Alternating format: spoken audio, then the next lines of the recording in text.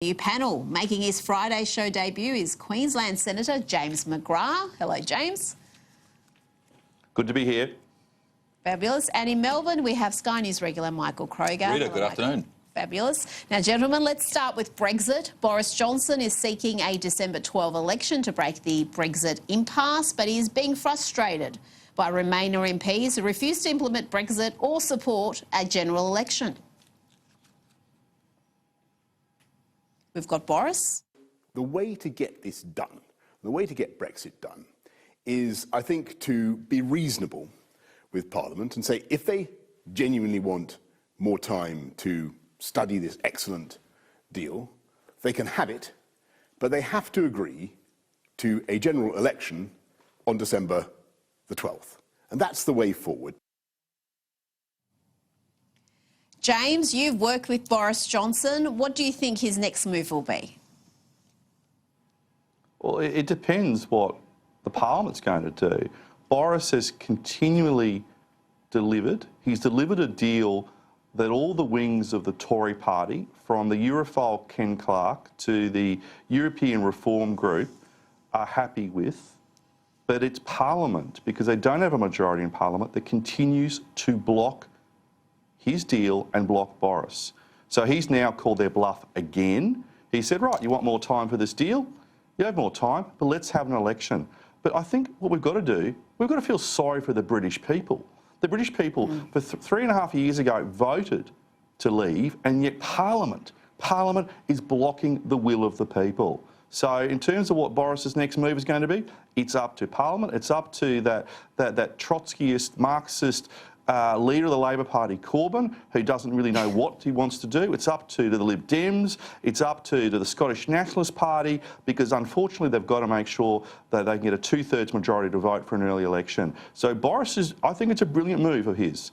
He's done the deal, he wants them to vote on it, he's given them extra time, he's saying let's have an election. That's what the people want. They want it over and done with. Oh, absolutely. But the Labor leader, Michael, is saying that he needs no deal to be taken off the table to support a general election. So it seems like the will of the people is still being frustrated, because around 70% of the MPs are Remainers, despite the majority of the population being Brexiters. And 95% of the Labor MPs are Remainers. But their electorates aren't, are they? No, they're not. And that's why a number of Labor MPs are voting with Johnson on this issue. 6 did, but I think a few more to come. Now, look, James is right in what he said, but, you know, here's the thing.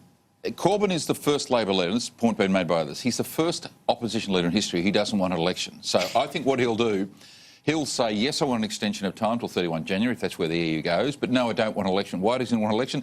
Because the guy's on 22, 23, 25% of the vote, depending on which poll you look at, and in England, of course, it's a first past the post system, there are no preferences. So Corbyn is going to get absolutely flogged in an election, and he doesn't want one. And, you know, it's a great irony. For years he's been calling for an election, and Johnson says, let's have one. And he says, oh, no, thanks. I mean, the Labor MPs are using some extraordinary language. I heard one of them saying Johnson is threatening an election, as if democracy is a threat.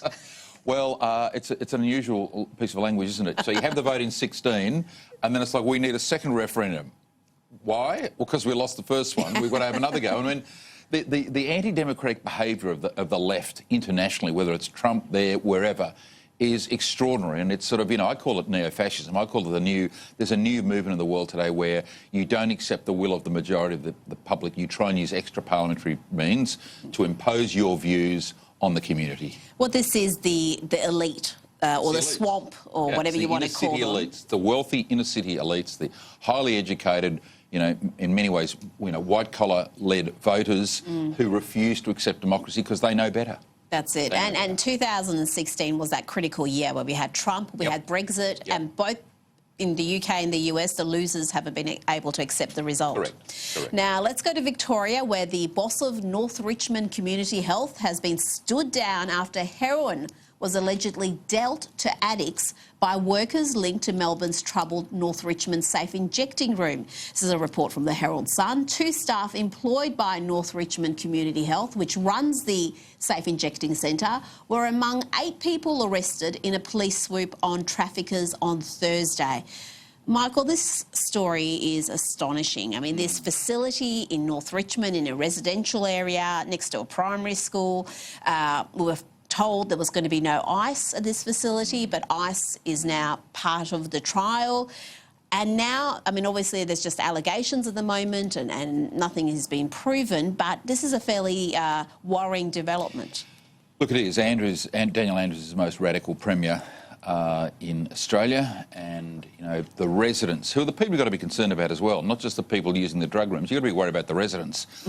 And as you say, it's next to a school, who are very worried about increased drug use. There are syringes, in Richmond, everyone knows there are syringes left all over the place around the drug injecting room. And now, as you say, we've got a report saying that people who work for an organisation which is linked to the drug injecting room have been arrested for dealing in drugs, allegedly. Now, this is a very worrying development, and the Andrews government need to have a good look at this. I think it's fairly right to say now that if these people are convicted, and this has happened, this drug injecting room has failed. Well, they're talking about further facilities, though, because, of course, there's all sorts of concerns, but there's a lot of people trumpeting the success of it, saying that there's a lot of people going there, it's reduced rates of overdoses, and there's talk of other centres opening up as well. Do you think that's going to happen now that this... I would doubt that. I mean, I don't think there's much community. I mean, this is in an inner-city area, a safe Labor sort of green area. Yeah. You try and take it out to the suburbs anywhere, you will have a very extreme reaction from local communities who do not want these drug injecting rooms in local communities, particularly in their schools. So, no, this is a Labor trial in a hard Labor green area, which they can get away with. But try it somewhere else, they won't do it. James, how do you see this? Because it sends a contradictory message, doesn't it? Because on the one hand, you've got this government-run facility where you can go in there and inject drugs, ice, heroin, whatever. But obviously you've got to obtain those drugs, so it is almost tolerating law-breaking, because how else are you going to obtain those illicit substances to then inject in this facility? Oh, it's enabling crime. These facilities are not good. They actually don't help people. They're encouraging people, as far as my view is, to get on drugs and stay on drugs. And what we should be doing is throwing the book at drug dealers and making sure that those people who are committing crimes to feed their drug addictions are appropriately dealt with, whether through the criminal justice system or through the health system. Now, I'm from Queensland. I don't want this stuff coming north of the border. We've got to build a wall to stop this stuff from spreading. I don't want. I'm serious. I don't want this southern drug injecting rooms coming to Queensland. Thank you very much. It's bad, and the ones that are open should be shut down sooner rather than later. I'm not sure I support a wall blocking off Queensland from the eastern states. I mean, that is a one wall I can't get behind now. The Australian Parliament has this week issued a strong statement of support for accused pedophile schoolteacher Marka Leifer to be extradited to Australia to face justice. Now, for more than a decade, Leifer has escaped judgment by firstly fleeing to Israel when allegations of child sex offences were first raised back in 2008. And then she feigned illness and mental incapacity to avoid extradition after being formally charged in 2013. This week, two of the alleged victims, two sisters, Darcy Ehrlich and Nicole Mayer, met with politicians, including Scott Morrison, who described the young women as courageous and vowed to continue to lobby Israel on their behalf. James, we've already had 60 hearings into this case. How much longer will this circus continue before this woman is brought to Melbourne to face justice? I don't know how long it's going to continue. It needs to finish pretty quickly. We've got to think about the victims here in terms of the alleged crimes that this person is argued to have committed. It's strange that she's if she's innocent, spending so much time in the courts in Israel, coming back to Australia. The PM's pretty strong on this. Dave Sharma, the member for Wentworth and our former ambassador at Israel, has been very, very strong on this. All pedophiles or alleged pedophiles, need to be brought to justice. And I don't want to criticise our good friends in Israel, though they're only democracy in the Middle East. But you got to wonder that she's certainly playing the Israeli legal system at the moment.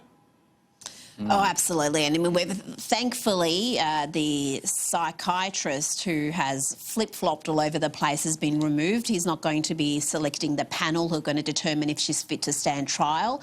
So we are getting a little bit closer. But my God, this must be traumatic for those alleged victims to go through so many trials with no resolution. Yeah, and how courageous have they been over all this period of time? You know, we know there are only allegations at the minute. We make that clear. More than 70 charges we're talking about, though. It's serious. Indeed, all our allegations. But, you know, this is what the extradition system is for. This is why you have an extradition system with other democratic countries, and hopefully after all those 60 hearings, sooner or later it'll work. But good on Scott Morrison for raising it with Prime Minister Netanyahu when he had the opportunity. And as James said, you know, and I think there's a lot of support in Israel now for this to be resolved. Well, I think they now understand what happened. Absolutely, and how this is being perceived. Now, let's go to more examples of political violence from the US, with a felony charge filed after a Trump supporter was attacked after a rally in Minneapolis, while another far-left activist, a member of Antifa, was jailed for 18 months in New York for brutally attacking another Trump supporter last year. James, these acts of politically motivated violence would be receiving probably a little more coverage if Trump supporters were the perpetrators, not the victims. Totally. And there's two aspects to the story, and Michael touched upon it before. You know, the first is that the rise of this left-wing extremism, this left-wing fascism, this refusal to accept the right to disagree. And because they cannot accept the right to disagree, they go into acts of violence. Now, my experience, and Michael's would be the same, you know, in the trenches for the Liberal National Party and the Liberal Party, is that, you know, the anger and the violence and the threats and the bullying and the thuggery always comes from Labor on polling booths. They're the ones, you know, the union thugs over here who tear down our banners and our signs and threaten our people. One of my friends was assaulted, you know, in Bert Van Manen's seat during the last election by a union thug. So it's not surprising that the left are using acts of violence. But what the point that you touch upon is the hypocrisy. Just imagine if a Trump supporter, you know, wearing a, you know, let's make America great, let's make America great again, cap, had committed an act of violence. It'd be the lead story on CNN, you know, all the left-wing, all those, you know, liberal newspapers over there would be going completely nuts about it. So it's like this regional modelling said about Northern Ireland, about the acceptable level of violence. Well, you know, the left-wing media believe there is an acceptable level of violence against people who are conservative or have centre-right views, and that's what happens. That us who are on the right of politics, yeah, we can be pushed around and, you know, bashed up. It's not a big story, but just imagine if one of us had done the same to the left. Well, it would be like a capital crime, and it would lead all the newspapers. So, you know, more focus should be put on these left-wing people who commit violence against anyone, but especially in relation to someone who has a different point of view in the political sphere. And we're seeing it right here in Australia too, aren't we, Michael? Where we saw with the last election, a Tony Abbott volunteer was stabbed election eve. That's already gone through the courts. Nicole Flint spoke after the election about some of the really ugly abuse and threats, a lot of sexist language that she copped. And yet the media doesn't seem as outraged by those sort of things as they would be if it was the other way around. As you know, if a bunch of schoolboys are chanting sexist rhymes on a tram, that seems to get more coverage than adults behaving appallingly. You look at the Julia Banks allegations of bullying, which never came to anything because she was never able to provide a solitary piece of evidence about it. The blanket coverage that got across the country, it was also a very big issue, by the way, in the Victorian state election last year. It was a big issue, you know, August, September, October, November. Well, Julie Bishop and Kelly O'Dwyer poured some fuel on those flames, let's not forget. Yeah, they did not help matters. They did. But look at the Nicole Flint allegations. They get a mention, but is it anything like the blanket coverage? No. But this is part of this sort of, you know, left neo-fascism. So you see the attack on the Trump supporter. You saw the attack on Scott Morrison during the election. He was egged, physically attacked. You saw Nigel Farage, who's attacked. You saw Andrew Bolt, who was attacked by an Antifa supporter in Melbourne, in broad daylight in Melbourne. He's punched in the face by Antifa. On video, no one's been charged. No. No one's, no. 2 years later, no one's been charged. No. So not only do the left not accept the democratic vote, but then, of course, as part of their sort of way of thinking, they're entitled to be violent. So Milo Yiannopoulos comes here, they can force a massive violent demonstration, and then the Yiannopoulos people get the bill for provoking violence by the left. I mean, this is how bad things have got. Oh, it really is. And there is this permissive attitude from the media. We saw earlier this year a journalist, Andy No, get attacked by Antifa thugs, all caught on video. Really horrific stuff. He had to be hospitalised.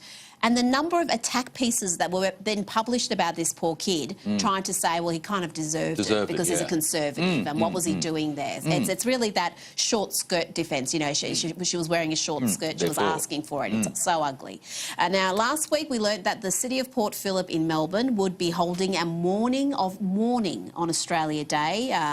And today we learned that the council is also grandstanding on other issues that have nothing to do with local government. The councillors passed a Greens motion calling on the federal government to sign a UN treaty on the prohibition of nuclear weapons.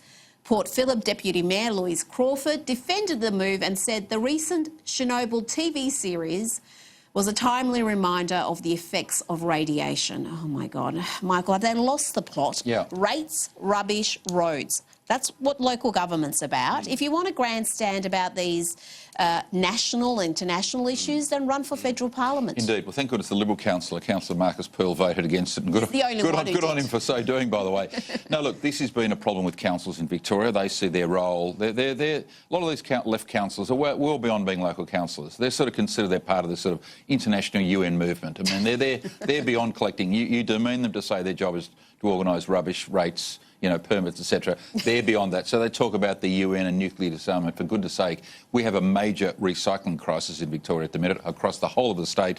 They should concentrate on that, Rita, for goodness sake. Well, there was a suggestion of having, I think, 6 or 8 separate bins. That was going to work out a treat. James, are you having this sort of thing also in other parts of the country? We've obviously had a lot of grandstanding about Australia Day from local councils, but also them making pronouncements about nuclear energy or nuclear weapons, all sorts of other national and international issues. Oh, sometimes I think there's something in the water down in Victoria with your councils and your councillors.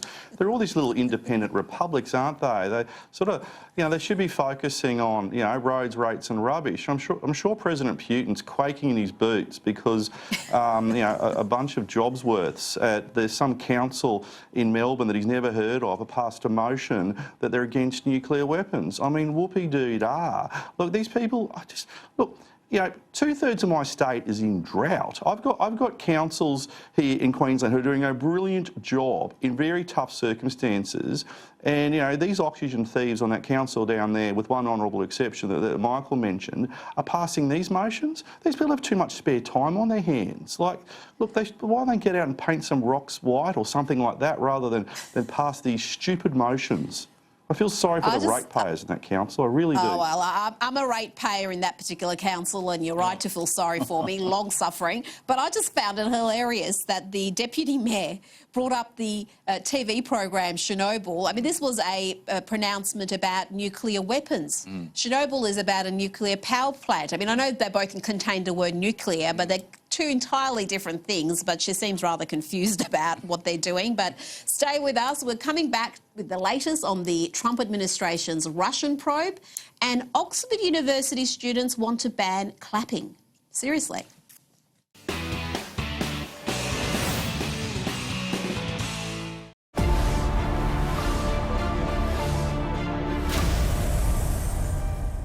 See him answer the big, burning questions. So don't miss Prime Minister Scott Morrison exclusive to Paul Murray Live on Sky News Monday night.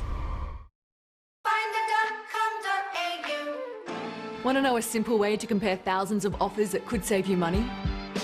Find a better deal for you. Type finder.com.au. Finder saves me time with free comparisons in over 100 categories. Find a better deal for you. Type finder.com.au. That's why over 2 million Aussies use Finder every month. Find a better deal for you. Type finder.com.au. Women's underwear has come a long way in 100 years. Men's underwear hasn't changed at all. 3 flat pieces of sweaty, chafy cotton.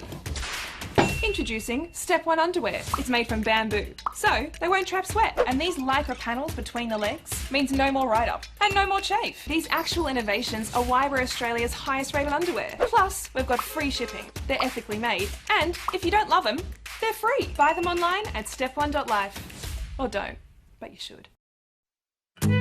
I'm a warehouse supervisor from Campbelltown. I'm an environmental scientist in St Leonards. I'm an engineer from Parkes. I'm a Sparky from Cessnock. And I fly planes all over New South Wales. It takes a lot of people in a lot of different jobs to keep our minds working. Thousands of people in thousands of jobs right across New South Wales. Mining. Good for jobs, good for New South Wales. Authorised S. Galilee, New South Wales Minerals Council, Sydney. Windshields are impossible to clean. You stretch and strain. What a pain. And a dirty windshield can be downright dangerous. Introducing the Hurricane Windshield Wizard, the one tool that does the reaching and cleaning for you. Windshield Wizard uses the power of microfiber with a pivoting head and ergonomically designed handle to make cleaning windshields quick and easy. The Windshield Wizard makes it so easy to clean my windshield by myself. I'm tired of using paper towels and chemicals. The Windshield Wizard, it's easy to use and it's efficient. The secret's the specially designed handle that fills with plain tap water and dispenses at the touch of a button. There's no need for glass cleaner since the microfiber bonnet cleans streak-free using just water. So no matter where you need to reach, the Hurricane Windshield Wizard cleans all your car's glass like a magic wand. And it folds away for space-saving storage. Take it inside to clean windows and mirrors. It can even clean and polish a stainless steel fridge without chemicals. Use the Windshield Wizard Dry for dusting. The added reach is like an extra arm for hard-to-reach places. The microfiber bonnets are washable and reusable. Cleaning a dirty windshield is hard work, but with the Windshield Wizard's pivoting head and built-in sprayer, you can clean it in seconds without straining. Call Global Shop Direct or go online now and get the Hurricane Windshield Wizard for the low price on your screen. We'll even include an extra microfiber bonnet at no extra cost. Now you don't need to put up with the hassle of harsh chemical sprays, dirty old rags and broken paper towels. But wait, order now and you can double this entire offer. That's 2 Hurricane Windshield Wizards for the one low price. That's right, buy one, get one. We know you'll love the streak-free shine you get with your Hurricane Windshield Wizards. But if for any reason you're not completely satisfied, just send them back within 30 days for a full refund of the product price. That's 2 Hurricane Windshield Wizards and 2 extra microfiber bonnets, all for one incredible price. Don't miss out on this amazing buy one, get one offer. Order now. I want to expose the unfairness, the untruths, and the hypocrisy. If something needs to be said, let us speak. Allow a debate. It will be said on the Bolt Report, 7 p.m. weeknights.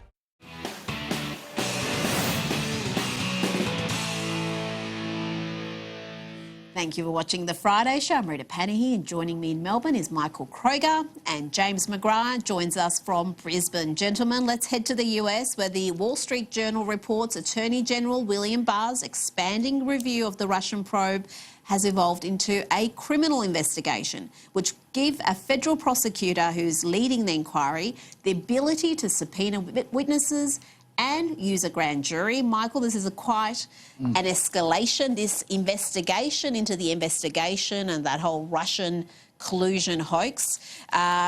It's scaring a few people, I've got to say. You're seeing the reactions that are fairly unusual. Yeah, but when is this ever going to end?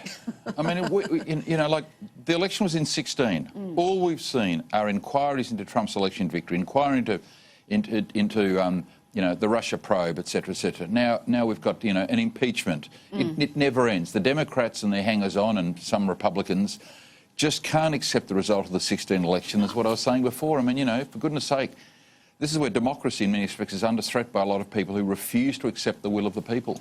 Absolutely. I mean, you could argue, James, it's better for the administration just to move on, but the President and many Republicans are keen for the Justice Department to investigate whether the Trump campaign was targeted for surveillance, whether this entire Russian collusion hoax was cooked up with people in positions of power and to get to the bottom of that. How do you see it?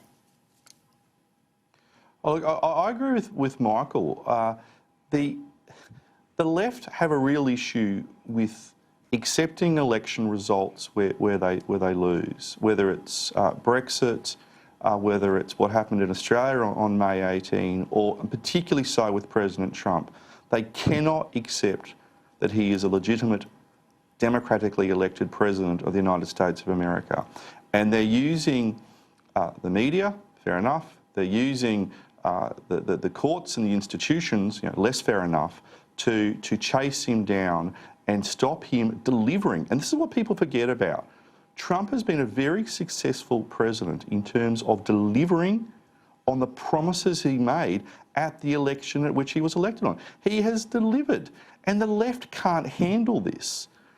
And why they're doing this is A, they can't handle it, and B, they want to stop him from delivering on his domestic agenda and what he said he will do internationally.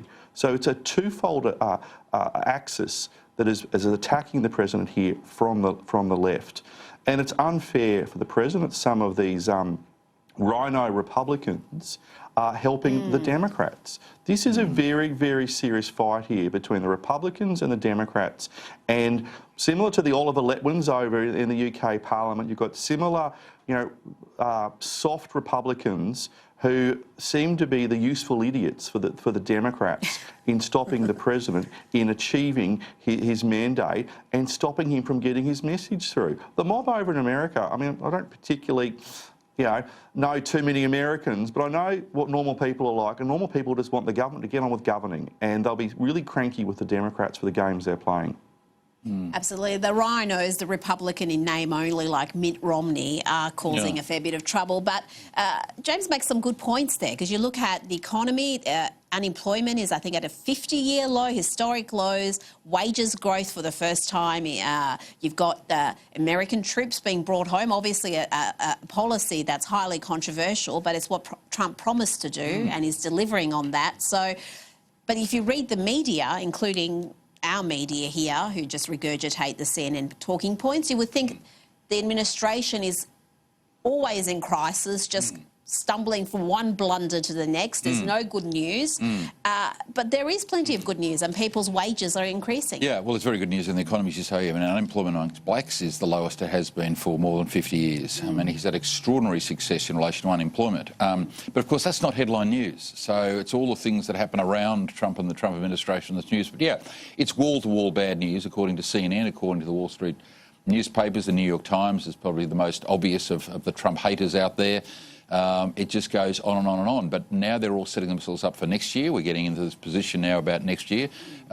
Trump is obviously running again. He'll obviously win the Republican nomination. But the left media are trying to set a scene for a government, an administration, a president in crisis, and the need for change and return to some stability. That's what you can see the media focusing on now. Absolutely. I tell you, though, the media is pretty adept at kicking own goals, because Joe Biden is their front runner still. There was a poll that came out overnight. He's well ahead of Elizabeth Warren in this particular poll. And yet he has been so damaged by the whole Ukraine quid pro quo thing. No one knew about his son earning all that money in Ukraine. No one knew about some of the statements he's made in the past. And now the public's aware. Now, let's go back to the UK, where the best and brightest, lucky enough to be admitted to Oxford University, are demanding that clapping be banned because applause noise can trigger anxiety, and they want jazz hands to be used instead. The motion to mandate the encouragement of silent clapping was passed this week at a student union meeting. The ban on clapping would be for student union meetings and other events where traditional clapping and cheering presents an access issue to those with anxiety disorders. Oh, my God. Michael, you've got a son who's studying medicine at the moment, a very bright young man who could be going to Oxford. He was living in the UK. Not now, he won't be going. No. Is he banned from... Yeah. Are you surprised that at such a prestigious university, the best of the best, they are preoccupied with such nonsensical issues? It doesn't surprise me. I was actually at Cambridge University during the year, and all sorts. You read all the nonsense about Cambridge, how left it is. This is a worldwide phenomenon. It's been going on since the 60s, as we know, and it seems to get more and more bizarre, more and more extreme by the day. Am I surprised? No, I'm not surprised. The university, these kids have run out of sensible ideas and you come up with this nonsense. I mean, if this is the best our most highly educated can do, the world's in trouble, quite frankly. Banning clapping, for goodness sake. And James, if it happens in the UK, if it happens in the US, you know, Australian universities are going to emulate it in a few years' time. We've seen that with every other trend, from safe spaces to conservatives being attacked on campus. We'll probably have a similar resolution passed before too long. Yeah, I mean, the lunatics really are taking over the asylum and breaking into the medicine cabinet, aren't they? You know, if this is a classic first world problem that people want to ban clapping, I mean, seriously? I mean, look, you know, the sun is shining, the birds are singing. Get out there and enjoy life rather than these sort of little snowflake uni students who are so worried about the world and want to pass a motion or do pass a motion that bans clapping. I mean, these people need to get a life. I mean, seriously, get a life. They need to get out and see there are some real problems in this world. They need to get out and look at the real issues that are affecting the world rather than when people can clap or not. I mean, what a bunch of oxygen thieves. Well, I tell you, I think that's a symptom of not having any real problems to deal with. When you're a fairly pampered, privileged sort of person living a fairly, you know, nice existence, you look for victimhood wherever you can find it, and here's one. But let's go to a disturbing report now from the Courier Mail about the sharp rise in the number of forced marriages being investigated here in Australia. Victims of forced marriage are seeking help in record numbers, but authorities believe many more are trapped into submission. More than 1/3 of the victims are 17 years old or even younger. And the research shows they're from 11 countries, including Afghanistan, Iran, Iraq, South Sudan, Bangladesh and China. And some are sent overseas to be married off, while some ceremonies are taking place here in Australia. Interestingly, most have settled in Victoria, but there are also cases in every state. James, this is a really worrying trend, particularly when you're talking about child marriage, forced marriage. I mean, forced marriage is almost sugarcoating it. You're talking about rape. Someone who is forced into a marriage is repeatedly raped. It's actually, you know, disgusting that when you think that young girls, and they are girls, you know, are essentially being trafficked.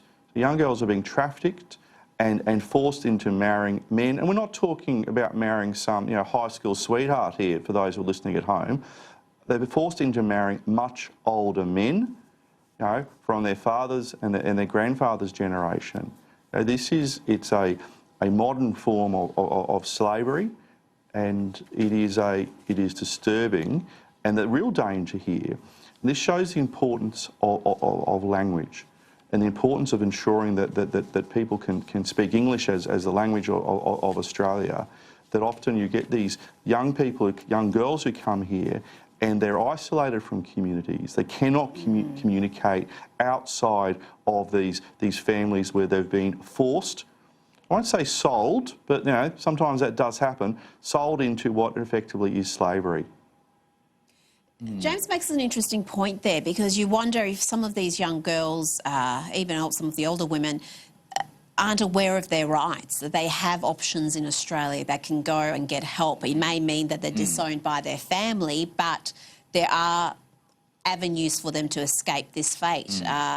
What do you think? Well, the parents are obviously, you know, the matriarch and the patriarch of the family. They're very, very powerful. A lot of those kids, as James says, don't speak English. They don't know much about the outside world. They just think that that's their lot in life. They have to comply. And this is basically, obviously against the law in Australia. But I'll tell you the other thing which is interesting. This is an incredibly serious issue for these young women. But where is the national press? Where is the outcry about this? OK, it's in the Courier Mail. This should be a national story. I tell you, they broke it. I did not see it reported and followed up elsewhere. I did not see it splashed on the front page of the Fairfax papers, for And why would that be? Why would the Fairfax papers not be covering this as a front page issue? I presume they've covered it somewhere, but this should be a front page issue across Australia, because basically you're dealing with the lives of these young women who are otherwise helpless. Absolutely. Well, we've seen this trend where some of the most outspoken feminists, Western feminists, including the ones in Australia, are just silent on these issues, whether it's forced marriage, whether it's FGM, whether it's forced veiling or child marriage. They do not want to, be offending cultural issues, or I don't know. I just see it as particularly gutless. But let's go back to Melbourne, where the local council, the City of Melbourne, is set to consult Aboriginal groups about the push to rename Melbourne's iconic Yarra River. This is again a report from the Herald Sun. A group of Melbourne's business and government leaders have said the Yarra should be renamed Birrawong to acknowledge its Indigenous history. But Michael, Yarra is already an Indigenous word. Yarra means ever-flowing river. Is there really a push to change it? Is there any support for this other than from the local council and a couple of business leaders? Well, that is the push. So if you get a couple of local councillors say they want to do this, well, that becomes the push. Then it becomes a story because they're councillors. It becomes a story. It becomes front-page news. The bottom line is, don't these people have anything else to do better than try and rewrite history, band clapping, all this type of stuff? I mean, in the modern era, it seems, unless we're doing something to change history, then we're regressing. So there is this inevitable demand by people who've got it's almost like everything that happened before this part of the life cycle, this part of, humankind, can be rewritten, reworked, changed, forgotten, abandoned, apologised for. There's nothing about our history, according to a lot of these people, that's worth, a pinch of salt. So now we want to change the era. We want to pull down statues. This is part of the sick society in which we're in today, and whether it's people not accepting election results, whether it's people acting violently towards conservative politicians, conservative journalists and figures. Nothing is sacred. These are people with no memory of the past, no interest in tradition. Like, there's nothing of tradition in which they feel any, give any credit to whatsoever. Everything that's gone before us needs to be changed. I mean, James, for this one, as a Melburnian, the Yarra River is iconic. It's like our Sydney Harbour, I guess. Along with the MCG, it is possibly our most iconic symbol. So to be renaming that and to be pushing ahead with consulting groups and taking that next step, it seems fairly foolish, because this doesn't just affect this local council. This affects the entire state. The Yarra runs through the centre of Melbourne, the capital. Well, it doesn't just affect Melbourne and Victoria, it affects all of Australia. We all know, even us Queenslanders up here, we know that the Yarra is the river that runs through Melbourne, and long may that be the case. I agree with Michael. There's a real sort of black armband view of Australian history, that people want to rewrite everything. They want to write back through their own context, through their own eyes. Our history is our history. We should celebrate it. We should be proud of who we are as a country. And to go around in a sort of Pravda-style, Stalin-esque rewriting of history, taking people out of photos, tearing down statues, renaming things, is something it sounds a bit crazy, but that's what happens in dictatorships. They rewrite the past. Our past is our past, and we should honour it and be proud of it. We should be proud of our flag. It shouldn't change. We should be proud of our National Day, Australia Day. It shouldn't change. And when we've got a river called the Yarra River that, by the way, the Brisbane River is far better than the Yarra River, but that's another story. Melbournians and Victorians should be proud. Should be proud of that river, that large creek that you have, and good on you. But it goes back to Michael's point. Don't these people have anything else to do with their time? Seriously, go Melbourne out City and Council help at has an old got people's home or something. They've got some serious issues, Melbourne, City of Melbourne. You would think they would have other things to focus their attentions on. Now, it's time of the week for your favourite segment, where we look at the good, the bad and the ugly of the Twitter sphere. Bird is the Word is coming up next.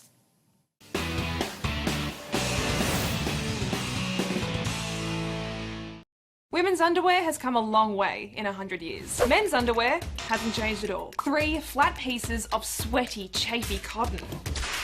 Introducing Step 1 underwear. It's made from bamboo, so they won't trap sweat. And these lycra panels between the legs means no more ride-up and no more chafe. These actual innovations are why we're Australia's highest rated underwear. Plus, we've got free shipping. They're ethically made, and if you don't love them, they're free. Buy them online at step1.life. Or don't, but you should.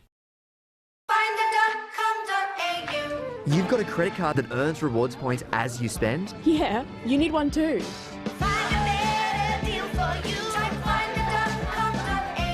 With so many comparisons in one place, finding a credit card with better rewards is simple.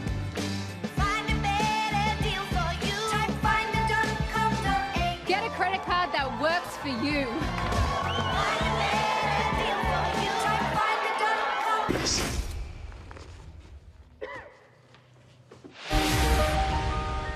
He looks like a child in a messy custody hearing. I promise I will end this tyranny. Oh, Jesus! Silicon Valley starts Monday at 9 on the Comedy Channel and watch on demand. Here we are. These seaside resorts can be odd places. Just be careful. Careful of what, Papa? Everything. May I present the ubiquitous Miss Hayward? Enchanted. And no doubt they sent you to Sanditon to find yourself a fortune. Oh, she is an appalling old woman. She holds the fate of Sanditon in her hands. Miss Hayward, altogether too outspoken. Anything impressive catch your eye? I want to try everything there is to try. Head to top. I think you'll come to regret ever setting foot in Sanditon. Never seen anything like it. Sanditon starts next Friday, 8:30 on BBC First or on demand. National Geographic explorer Albert Lynn is forging far and diving deep to uncover buried treasure, Proof of life. and past civilizations. This is where the Templars actually hung out. Beautiful. With a little help from the future, We're literally following a map made by lasers in the sky, peering back to 400 years ago. I think we found it. brand new Lost Cities with Albert Lynn starts Monday, November 4 on National Geographic. Getting across the headlines first thing can make a big difference to your day. And what makes us different? We're all about the news, just the news. For Australians who really want to be informed, We're here for you. Good morning. Thank you. Here we go. Bushfires, Labor. Hello, welcome to First Edition. Good morning. It's 8 a.m. in Sydney, our top story. Switch to First Edition, weekdays from 5 a.m. on Sky News.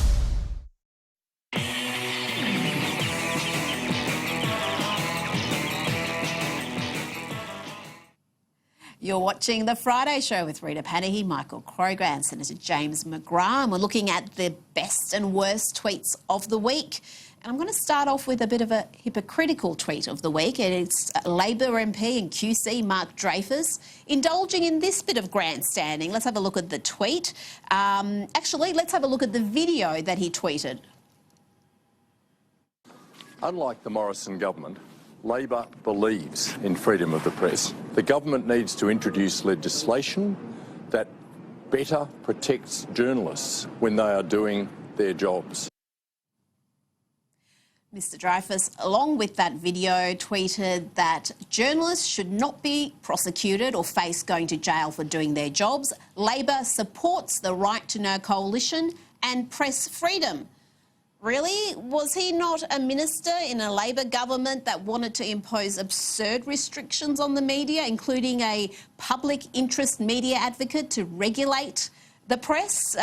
James, a lot of these Labor MPs jumping on this bandwagon seem to have forgotten the policies they themselves advocated for not that long ago.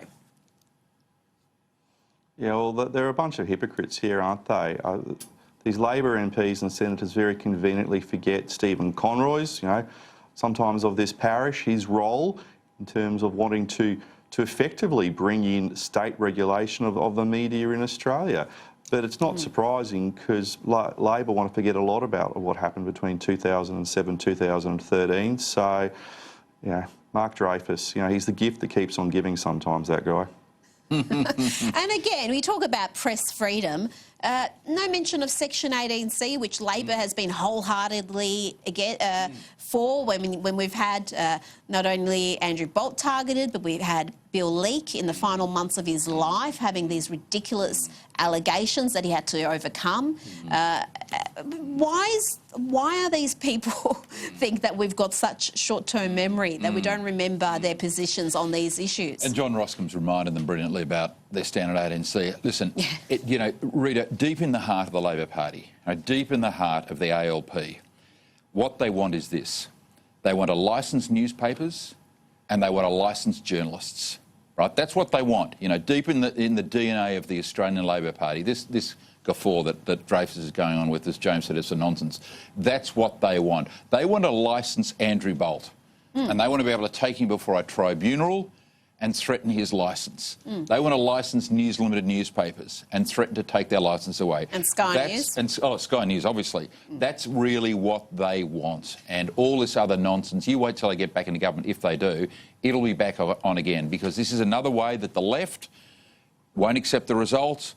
They want to shut down criticism, and that's what they really want. And we saw that after the election not too long ago, where the Labor MPs blaming the election loss on the Murdoch media. I mean, they do not... And when Richard Di Natale before the election, a week or so, I think, before the election, stood up and said he wanted to silence people like Andrew Bolt and Chris Kenny and a bunch of other Conservatives.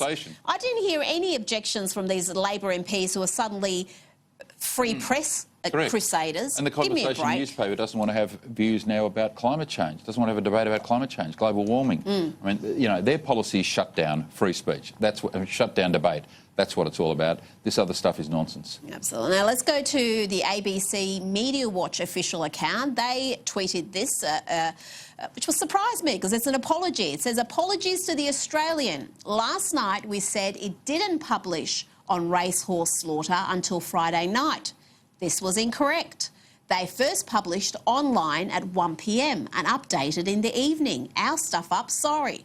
On the one hand, Michael, I'm kind of happy that they've apologised, but, I mean, what an absurd thing to have a segment on. The fact that other media were too slow to follow their story, as if everyone's obliged to jump when they say when and have this as their leading story. I think Paul Barry's written some great books, as we know, and done some tremendous work over the years. But I think Media Watch under Paul has deteriorated, and I think it's damaged his brand. And if I spoke to him, I'd tell him that the waffle he goes on with, all this stuff about global warming. It's activism. It is not Media Watch. It's lost its original purpose, and now it's just a political crusade against News Limited, against Andrew Bolt, against in favour of global warming. And Paul's been damaged by this. He ought to either get off, or he should say to the producers, listen, let's do a proper Media Watch as it used to be years ago, and not trying to pay out on our enemies, because that's what it does now. Well, yeah, and they're not short on resources, I can tell you that one. Now, let's go to this tweet from Paul Bongiorno. You'll remember him from his days at Channel 10, where he was such an impartial news reporter. He tweeted this article from the New Daily. They always end up at the New Daily. And he wrote, "What we don't know, is our Prime Minister a nutter?" James, what do you make of that? I mean, that's the level of discourse that we're seeing from a senior veteran reporter. I just think it's sad. It's pathetic. Bongiorno has always, not been a friend of those on the centre-right, but for someone like that to tweet an article is just sad, and I actually feel sorry for him. He's a pathetic, miserable individual, and he's angry that the coalition have won an election and are in power and we're delivering our mandate, and he's just sad about it. And I think the best What for do you all really of us think, if we just James? ignored him. What do you really think, James? He did not hold back there. Because, yeah, I mean, that was also the headline of the article that he was sharing from the New Daily. What we don't know is our Prime Minister an utter. And it wasn't a parody piece. It was actually a serious piece. I mean, this whole New Daily business model, it's funded by the super funds, the union super funds. I mean, is this really good use of investors' money to be financing this little publication? Oh, obviously it is. Listen, Rita, no one reads this nonsense. Oh, no one does. No one clicks on. You know, I agree with James. I mean, Paul was a serious journalist years ago.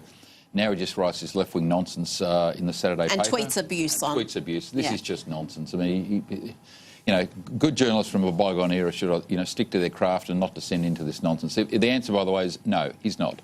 No, I think, yeah, we're going to agree on that one. And let's end on a great tweet from one of the funniest accounts on Twitter, Tatiana McGrath, who's the author of the book Woke. Yes, it's a real book. You can purchase it. She tweeted this week, "Whenever I see a gravestone which doesn't have the pronouns inscribed, I think to myself, I'm glad that transphobe is dead." I love her because she's funny. She pokes fun at the worst excesses of the woke left. And often when she tweets something, people take it very seriously because there are actually people who are saying the same thing seriously, not in jest. And I think that's what you've got to do to this crazy fringe. You've got to mock them. Well, it gets back to the whole thing about Twitter, isn't it? I mean, who is on Twitter? Who is actually on Twitter? Less than 10% of Australians. It is a very small number. It's not representative. And what's their political orientation? Very much left. Are there left. any swinging voters? Or is this just the inner city? Probably a few. The public servants, the students, the unemployed, the retired, the left wing. But you can't ignore them because all the media's there. So it has a huge influence. It's the political class who are on Twitter. Absolutely. Are any normal Australians on Twitter? No. Well, I'm on Twitter, I'm normal. Now, I've got to thank my fabulous panel, James McGrath, Michael Kroger, and thank you for joining me. I'll see you next week for the Friday show, and be up nice and early Sunday for Outsiders. Coming up next, Chris Smith.